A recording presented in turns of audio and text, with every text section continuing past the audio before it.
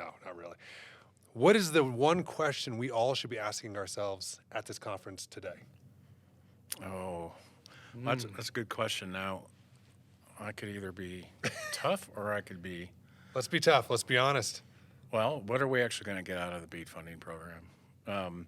With respect to the way the rules are written today in the NOFO, one, I think you have to look at the fact that wireless technology in the NOFO is considered, I can't remember the exact word that they use in there, but it's unreliable, right? So that's one thing I think that needs to be rethought. Number two, I think the financial requirements around getting a grant are pretty stringent and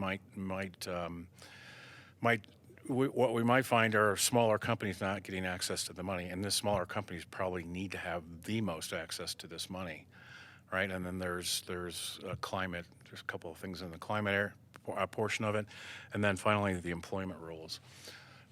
So I think those are really tough. But the one thing that I would say that we really need to be asking ourselves is, how does technology innovation, how is it going to change the way we design, build, and deliver broadband services going forward?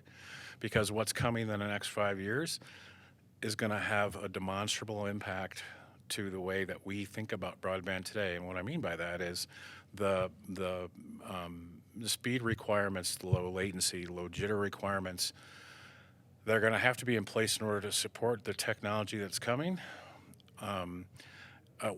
We're talking about 600 to 700 meg symmetrical connection required to support these applications. And if you think about what we're discussing at a national level about our broadband definition, it's nowhere close, right? So I worry that, to your point that you made earlier, Brian, that the pandemic exposed the haves and the have-nots. This could be another repeat of that. You know, I love your questions, and I felt like you're like rolling your eyes like, Sarah, give me an answer to this. Sarah, tell me about this. You're an easy target. You're sitting right next to me. Right here. You know, here's what I want to know, kind of to your point. So a couple of things come to mind. I don't have any answers. I think that those are all excellent questions.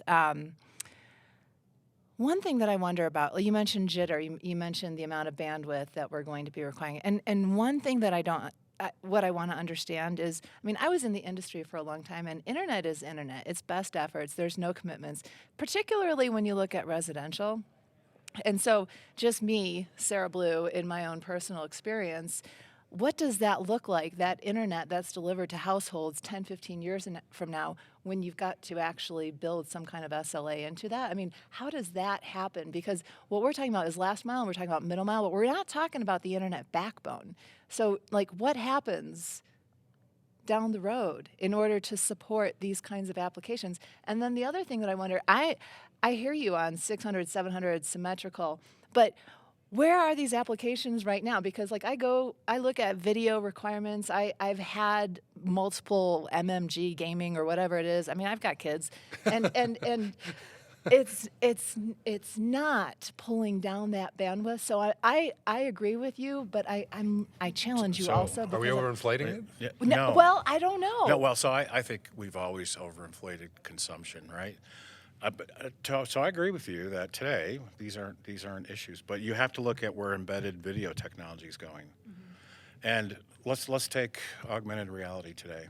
So today it's a 30 frame per second, three-dimensional application for those few that are using it. As the video technology matures, now it becomes an 8K, and whatever comes after 8K, probably 16K, 360-degree retinal video quality content. So that has a profound change to it, right? So that's going to require a lot of bandwidth in order to support it. And if you look at 8K, 16K gaming, cloud gaming, if you think about what actually happens on both ends, you've got dynamic inputs on both ends, right? So it's that rendering that's really going to consume a lot of bandwidth. Well, you got to remember the chips are now also continuously doubling in capabilities, right? Every 24 months. So every time we're doing something like that, we're now starting to see the reality of these applications that can be supported from it. So it's a compounding effect. It's not just the fiber. It's everything around us. And it seems like every time we have a breakthrough, an engineer is figuring out that that's already like the max limit. And how do we go to the next level? And now we're pushing so much compute power into the cloud, right? And really limiting the compute on the edge. We're going to see all kinds of new applications come from that. Right? That we've just never been able to support before at a consumer level, because no one's going to invest that much into some kind of processing power at the home. But now you're not going to have to do that, right? We need to get to a point where, so a lot of people like to make a comparison between the internet and electricity. However, when you turn on your lights, you don't think about how much electricity's going, when you flip a switch. That's the way the internet should be, right? Until you get the electric bill. Right. Until you get the electric bill, right. But nonetheless, that's how it should function, should just always be there. And the other thing I would say, the other stumbling block we have right now, and hopefully this gets solved with Wi-Fi 7, whatever comes after Wi-Fi 7, is the ability to have equitable distribution of capacity in a premise, no matter where you're at in the premise, because the applications that I'm thinking of will be used all over the home, right? Not near the router, but upstairs, downstairs, which is very important, right? So we're not there yet, and that causes yet another problem. That is that consumers are always going to be behind from a technology device perspective. Right? But should we be building networks for where they will be? Absolutely, right. we should. I mean, that's right. the debate, right? I mean, Yep. even if we're not consuming now, we need to be prepared when we do consume. So I have symmetrical fiber that comes to my home. Very fortunate. However, my Wi-Fi certainly doesn't support the capacity that's coming to the outside of my home, right? And even though I work in the industry, I always challenge the city of Fort Collins with this thought. You are creating a perception that's not in line with the intent of what you're trying to deliver, because I can't experience a symmetrical gig wirelessly. And by the way, we've taught people to connect wirelessly. So every time they're doing a speed test on a device, right? Always. It's always falling short. Always. So this will be yet another issue we'll have. Well, I think there's all of that, and then there's also what do we have to do to get people to actually use the internet, actually driving the adoption and creating. I think that it's really cool, and I like to geek out about applications down the road, but I also wonder about people who I grew up with, or people in this country who don't trust that they should, if they go on the internet, then they're going to be things are going to be stolen from them for the rest of their lives, or that we're going to insert some kind of crazy chaos into their lives or something. Why is it that people don't actually start using the internet? I mean, there's one thing, we definitely want to build something that's going to be there for the next 20, 40 years, but we need to make sure that everybody gets on it. All of these opportunities that we love, we can create opportunities for our kids and advantages for them, but it's not available to everybody. So your question is, we should be more pragmatic, or at least how do we make life more equitable so that people who are not using the internet today have that opportunity to take advantage. The people that were scared to put the credit card in the gas machine instead of going inside, right? How do you move them, get the adoption? Right. Well, at first you have to give them access, right? Yes. To Brian's point earlier that he was talking about equitable access for everybody, we need to get to that point first and foremost, right? 100%. And not just in rural parts of the country, but also in disadvantaged portions of our large cities where demographics don't support some of the providers building out to each home. We need to figure that out. Right. So let's talk about that for a second, right? So this has come up in a couple conversations here this week. There is the opinion or the view of it's all about just the rural areas, right?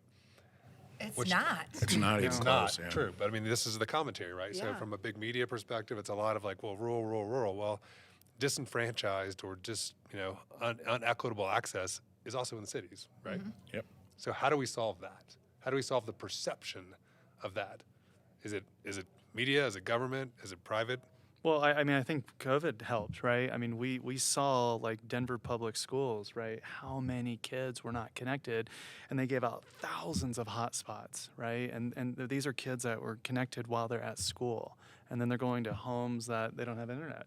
No one's taken the time to train mom and dad why they should have it. So they're not literate with the understanding of the benefit, and a lot of it comes down to cost, right? It's like, why do we have that cost?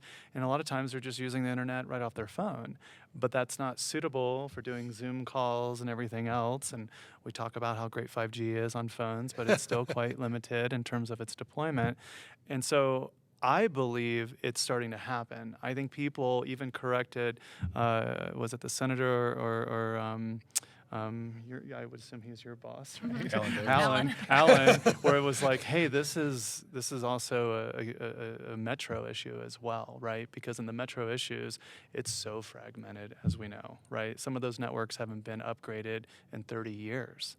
Well, so the problem in our industry though is profit, right? Yes. So you have to take that motivation sort of out of this discussion, and I would say that governments probably are the best solution here.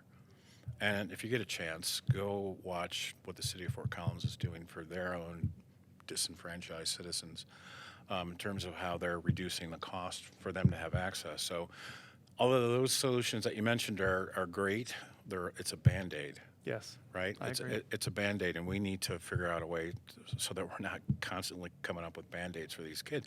You won't be able to compete in the global economy if you don't have access, plain and simple. You can't apply for a job.